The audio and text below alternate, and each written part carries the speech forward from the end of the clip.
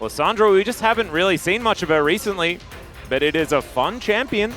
Some follow-ups there. No. And we're talking about hovers when BDD was obviously going to play Orianna. No. We all knew this. Not allowing it to fall apart completely in the mid-game that Bro have struggled with. So we're expecting a few minutes of fun for the Bro fans. Let's jump into the ring. Coming off a big one over Harmon Life Esports earlier on this week. As Beryl's going to face check and take Battle Dance first, which doesn't feel phenomenal. But the Winter's Bite concussive blow is not going to get stacked up. And Beryl actually going to tank another one. The Braum level 1. Pretty strong, as it turns out. Yeah, I could have known. They're not done yet. They're not out yet. This is actually exactly what I was saying earlier. A very aggressive level 1 is a way in which Brion can get a lot of early momentum going. I do think that Deft and Beryl, maybe they can get some poke in. Deft in particular, obviously Beryl doesn't have his quill, as you pointed out. He can test the wave. I think Ezreal is one of the champions that is actually able to don't fight level 1 against Ashe Braum. They are just trying to get to this wave. Dive isn't really looking to be happening. Could have been an angle, but not going to be the case. Nice chain going to connect there as Pioshik, thinking about an angle here, does find 25 gold within the fake LeBlanc. And BDD actually kind of happy with how that trade went. It looked really dicey because a whole bunch of the buttons were being landed by Fate here. But now we've turned off the information, and in comes Pioshik. He was sticking around. That does mean that Flash has been burned by BDD already in this lane, and we know that Orianna can be susceptible. And it has been something they've been good at. They feel well drilled, you know, when it comes to early game plans, as Beryl is going to find himself in an awkward spot, stacking up the Winter's Bite here. The concussive blows do come on down, but Envy just going to get flashed on. The barrier comes in. It is going to be a 1-for-1. Both supports picking up some money. Polo getting the first blood, though. Is going to stop Polo from being able to do too much more, but that is a lot of investment into this 2v2. Is now Def taking a fair bit of damage. Polo is going to be the focus here as Envy is stacking this one up. Def getting taken down solo. Next couple of autos are going to do it as the heal comes in, but it's not enough. And that is Envy and Polo picking up a kill in the 2v2. But we know what Ezreal is able to do. Regardless of what state he is in earlier, as soon as he hit his 2-item power spike. Oh boy. Yeah, Pioshik on a big rotation. Flash is available, but there is the quickness in. True Shot Barrage comes down as Envy is just going to get kicked away. And that Glacial Fissure did not help out at all. Deft is gifted the kill, and KT back in control bottom lane. Even with double investment of the summoners, Envy ends up going down. As Youngjae, yeah, should be looking for a punish opportunity here.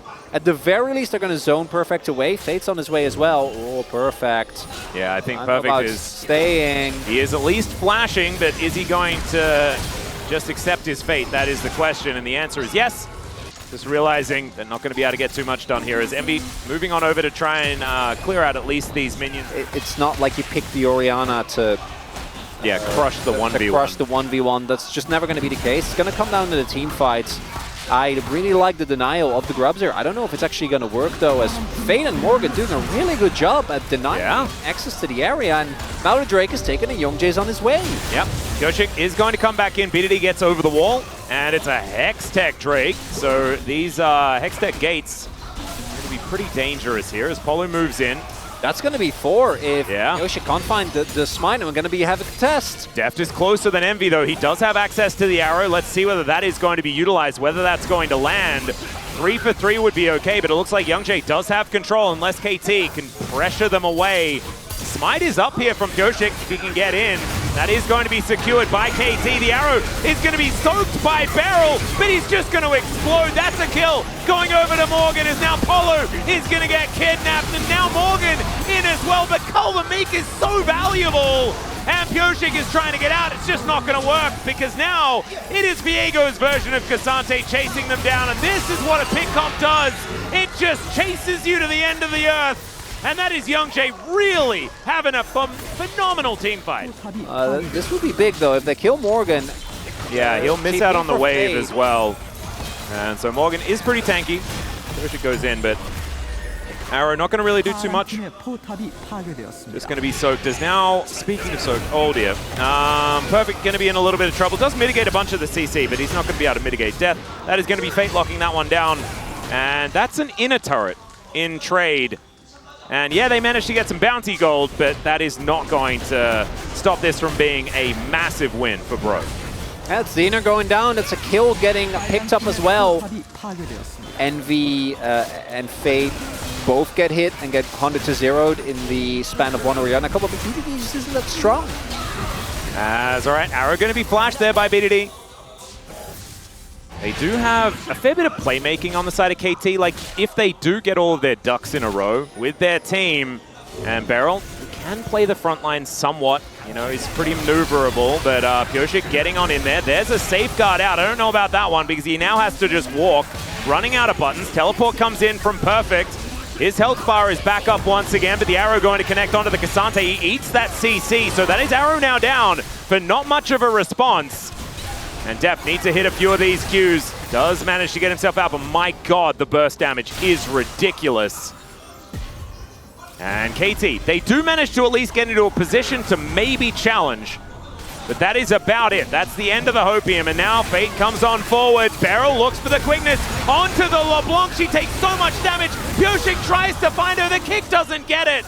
And now Fate is able to teleport his way back into this fight once again. BDD over to the side. Will he be able to find a shockwave angle? That's the question. As Perfect is tanking so much in this fight. But there goes Pioshik. That is going to be the dragon going over to Bro, and Fate has teleported in. And he is named effectively because Bro's fate is to win as soon as they have no hope of playoffs. Coincidence? I think not. And Bro, they don't think so either. They're looking to try and get this push happening towards the bottom side. Morgan, full health. Fate coming on over. That is going to be base broken in the mid lane. Not actually pushing too hard, Bro, but they're just getting what they can with the movements that they have available to them. And it's working out very nicely so far. Perfect. I don't think it's going to be able to defend this wave. So that should be the inhibitor turret in the bottom lane falling down. And KT not wanting to lose this without a fight, but I just don't think it's a fight that they can win as Arrow is going to connect. It's soaked by Perfect. He's probably the right target to soak it, but now they're just closing in onto KT. Deft has gone back. He's picked up maybe an item or two, but that's still inhibitor down in mid, inhibitor down in bot, and Bro will just slink away. What was that one? Outcome-focused assessment. We love outcome-focused assessment. And Renekton, first pick, won. So I'm going to say that it's really good. Well, it hasn't won yet. Let's see whether this team fight, anything miraculous is going to happen. That kick was beautiful. That might be the start of it as Envy is going down low. He will be traded for Pioshik in here, but it's Fate with a lot of damage still and some very heavy wallets. There's the Heartbreaker forward. Deft is flashing away from Young Jay, but he's not going to be able to get anywhere because Morgan comes in and cuts down his former AD carry. That's going to be the end of the game, and Bro Levers rise up. You might be out of playoff contention, but you can still blue shell these teams that are still in the running. Nexus goes down, and Bros, obviously, take game one. Unless KT decide that they want to stay there. Having a look at the damage numbers, we know that, you know, Deft was always going to do the most on his team, but it wasn't actually impactful, right? It wasn't actually able to change the fate of this game.